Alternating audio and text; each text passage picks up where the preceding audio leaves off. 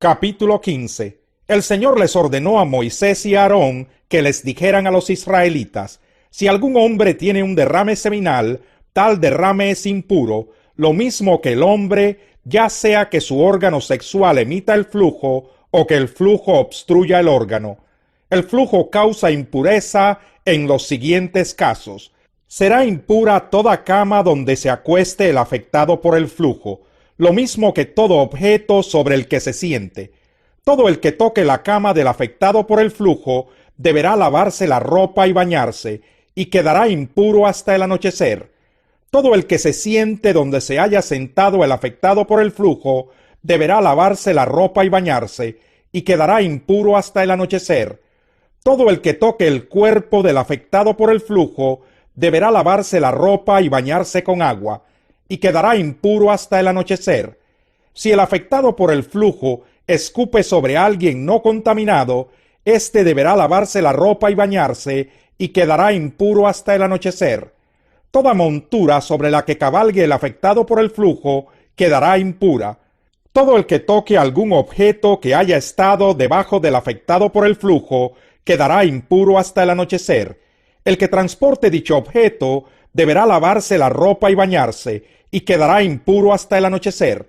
Si el afectado por el flujo toca a alguien sin haberse lavado las manos con agua, el que fue tocado deberá lavarse la ropa y bañarse, y quedará impuro hasta el anochecer.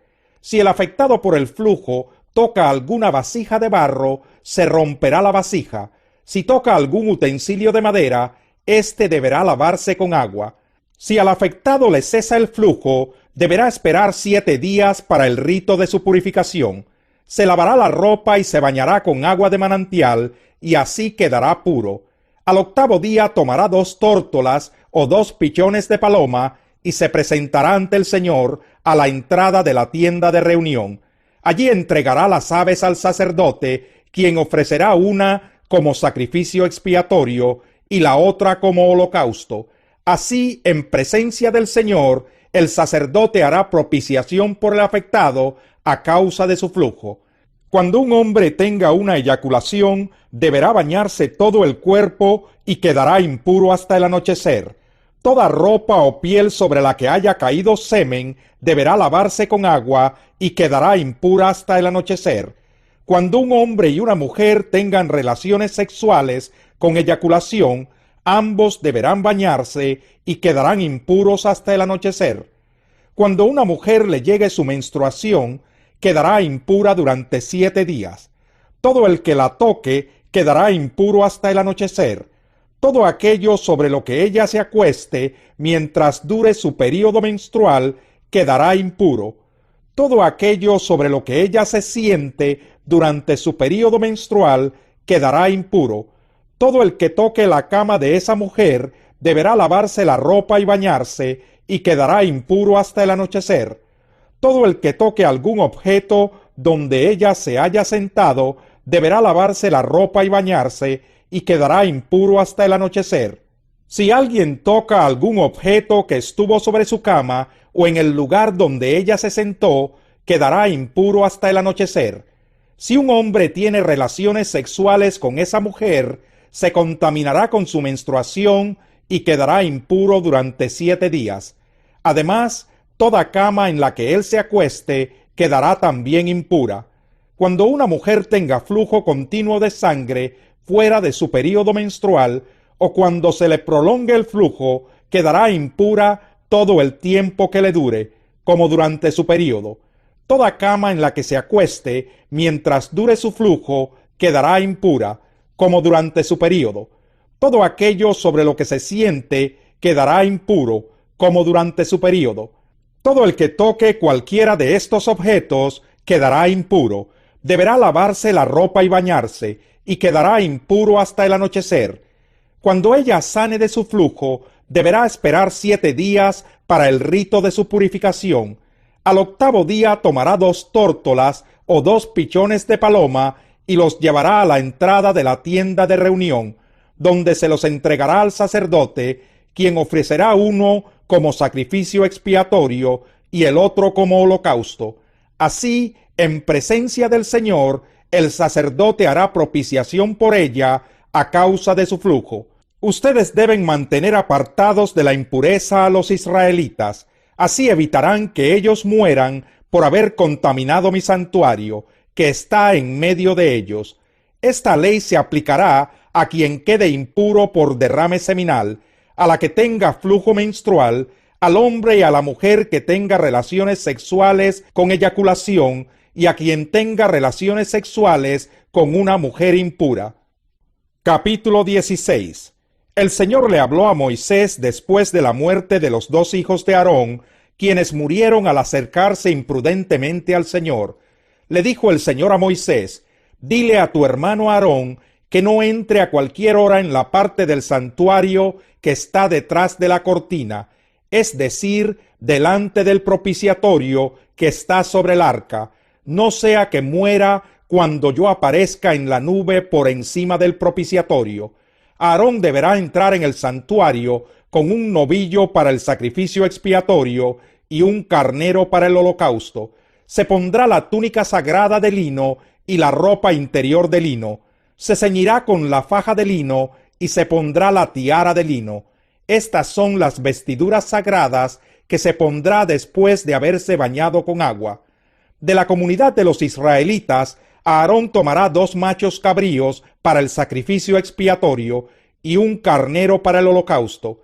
Después de que haya ofrecido el novillo del sacrificio expiatorio como propiciación por él y por su familia, tomará los 2 machos cabríos y los presentará ante el Señor a la entrada de la tienda de reunión. Entonces Aarón echará suertes sobre los 2 machos cabríos, uno para el Señor y otro para soltarlo en el desierto. Aarón ofrecerá como sacrificio expiatorio el macho cabrío que le tocó al Señor, pero presentará vivo ante el Señor como propiciación el macho cabrío que soltará en el desierto, es decir, lo enviará a Azazel. Aarón presentará el novillo para su propio sacrificio expiatorio, y hará propiciación por él y por su familia. Degollará el novillo para su propio sacrificio expiatorio. Luego tomará del altar que está ante el Señor un incensario lleno de brasas, junto con 2 puñados llenos de incienso aromático en polvo, y los llevará tras la cortina. Colocará entonces el incienso sobre el fuego en presencia del Señor, para que la nube de incienso cubra el propiciatorio que está sobre el arca del pacto. De esa manera Aarón no morirá. Después tomará un poco de la sangre del novillo y la rociará con su dedo al costado oriental del propiciatorio. La rociará delante del propiciatorio 7 veces. Luego degollará el macho cabrío del sacrificio expiatorio en favor del pueblo. Llevará su sangre detrás de la cortina y hará con esa sangre lo mismo que hizo con la del novillo. La rociará sobre y delante del propiciatorio. Así hará propiciación por el santuario para purificarlo de las impurezas y transgresiones de los israelitas, cualesquiera que hayan sido sus pecados. Hará lo mismo por la tienda de reunión que está entre ellos en medio de sus impurezas. Nadie deberá estar en la tienda de reunión desde el momento en que Aarón entre para hacer propiciación en el santuario hasta que salga, es decir, mientras esté haciendo propiciación por sí mismo, por su familia y por toda la asamblea de Israel. Aarón saldrá luego para hacer propiciación por el altar que está delante del Señor. Tomará sangre del novillo y del macho cabrío, y la untará sobre cada uno de los cuernos del altar, y con el dedo rociará con sangre el altar 7 veces. Así lo santificará y lo purificará de las impurezas de los israelitas. Cuando Aarón haya terminado de hacer propiciación por el santuario, la tienda de reunión y el altar, presentará el macho cabrío vivo, y le impondrá las manos sobre la cabeza. Confesará entonces todas las iniquidades y transgresiones de los israelitas, cualesquiera que hayan sido sus pecados. Así el macho cabrío cargará con ellos, y será enviado al desierto por medio de un hombre designado para esto. El hombre soltará en el desierto al macho cabrío, y éste se llevará a tierra árida todas las iniquidades. Entonces Aarón entrará en la tienda de reunión, se quitará los vestidos de lino que se puso antes de entrar en el santuario, y allí los dejará.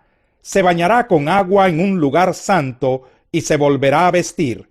Después saldrá y ofrecerá su propio holocausto y el del pueblo. Así hará propiciación por sí mismo y por el pueblo. Además, quemará sobre el altar la grasa del sacrificio expiatorio. El encargado de soltar el macho cabrío en el desierto deberá lavarse la ropa y bañarse con agua. Solo después de hacer esto podrá volver al campamento. El novillo del sacrificio expiatorio y el macho cabrío del sacrificio expiatorio, cuya sangre se llevó para hacer propiciación por el santuario, se sacarán del campamento, y la piel, la carne y el excremento se quemarán. El que les prenda fuego deberá lavarse la ropa y bañarse. Solo después de hacer esto podrá volver al campamento. Este será para ustedes un estatuto perpetuo, tanto para el nativo como para el extranjero. El día 10 del mes séptimo ayunarán y no realizarán ningún tipo de trabajo. En dicho día se hará propiciación por ustedes para purificarlos, y delante del Señor serán purificados de todos sus pecados. Será para ustedes un día de completo reposo, en el cual ayunarán. Es un estatuto perpetuo. La propiciación la realizará el sacerdote que haya sido ungido y ordenado como sucesor de su padre.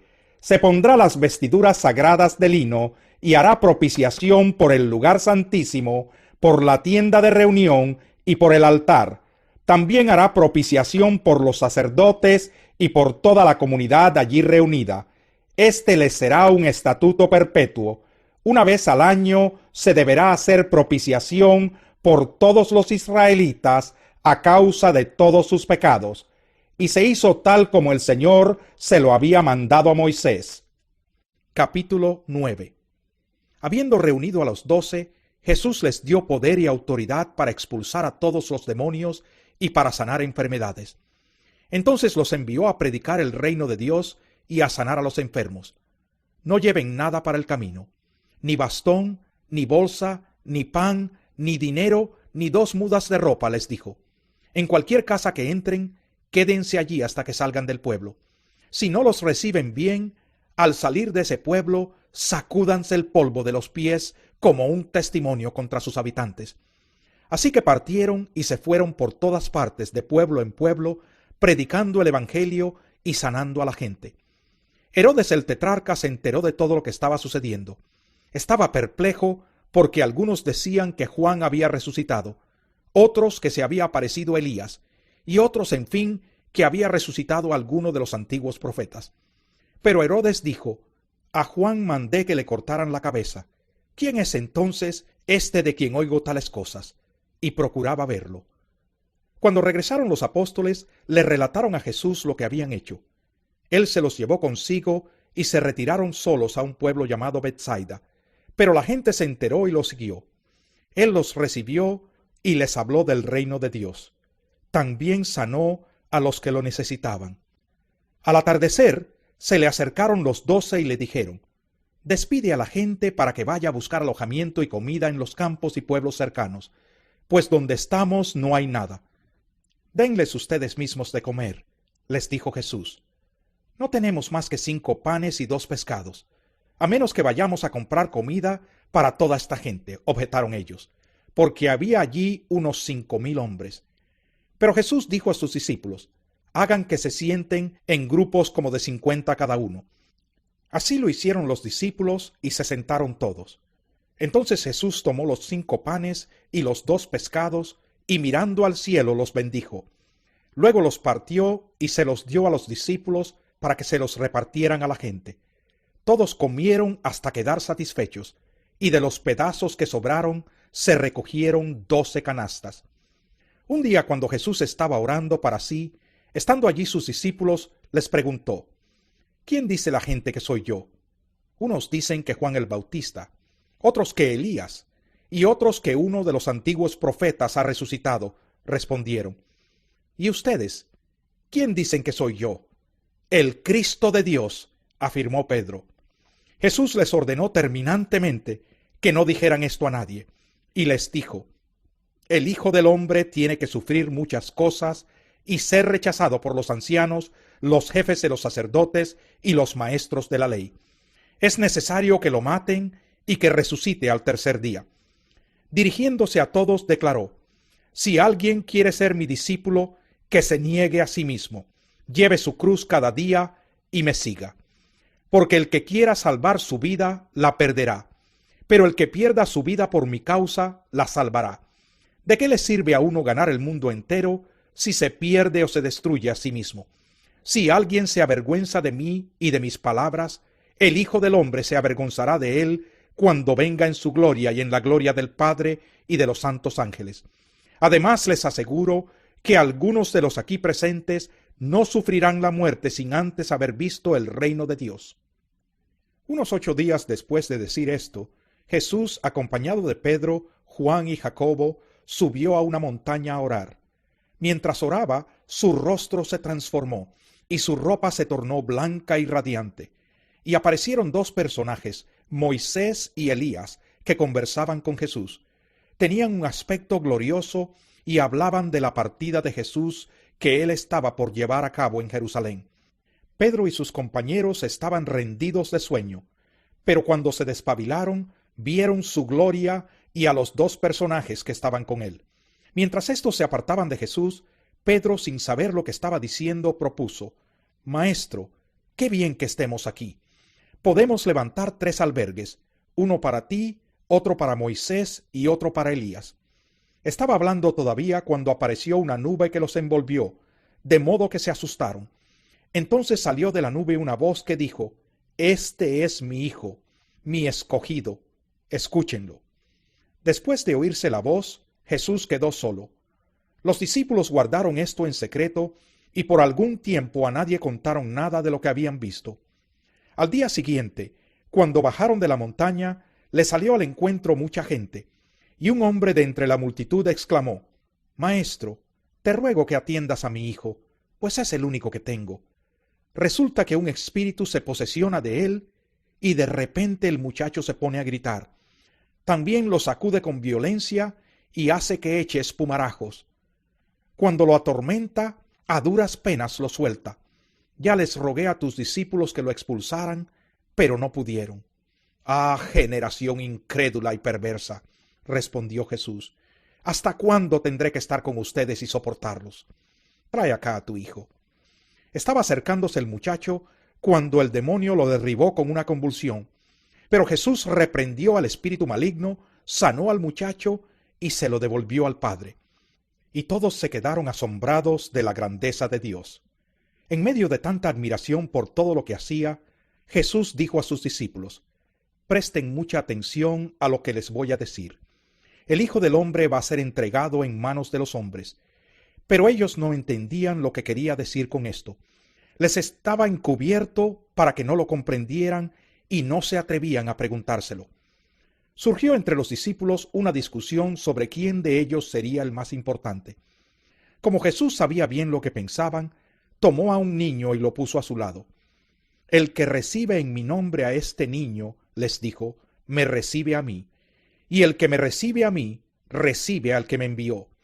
El que es más insignificante entre todos ustedes, ese es el más importante. Maestro, intervino Juan, vimos a un hombre que expulsaba demonios en tu nombre, pero como no anda con nosotros, tratamos de impedírselo. No se lo impidan, les replicó Jesús, porque el que no está contra ustedes, está a favor de ustedes. Como se acercaba el tiempo de que fuera llevado al cielo, Jesús se hizo el firme propósito de ir a Jerusalén. Envió por delante mensajeros que entraron en un pueblo samaritano para prepararle alojamiento. Pero allí la gente no quiso recibirlo porque se dirigía a Jerusalén. Cuando los discípulos Jacobo y Juan vieron esto, le preguntaron: Señor, ¿quieres que hagamos caer fuego del cielo para que los destruya? Pero Jesús se volvió a ellos y los reprendió. Luego siguieron la jornada a otra aldea. Iban por el camino cuando alguien le dijo: te seguiré a donde quiera que vayas. Las zorras tienen madrigueras y las aves tienen nidos, le respondió Jesús, pero el Hijo del Hombre no tiene donde recostar la cabeza. A otro le dijo, sígueme. Señor, le contestó, primero déjame ir a enterrar a mi padre. Deja que los muertos entierren a sus propios muertos, pero tú ve y proclama el reino de Dios, le replicó Jesús.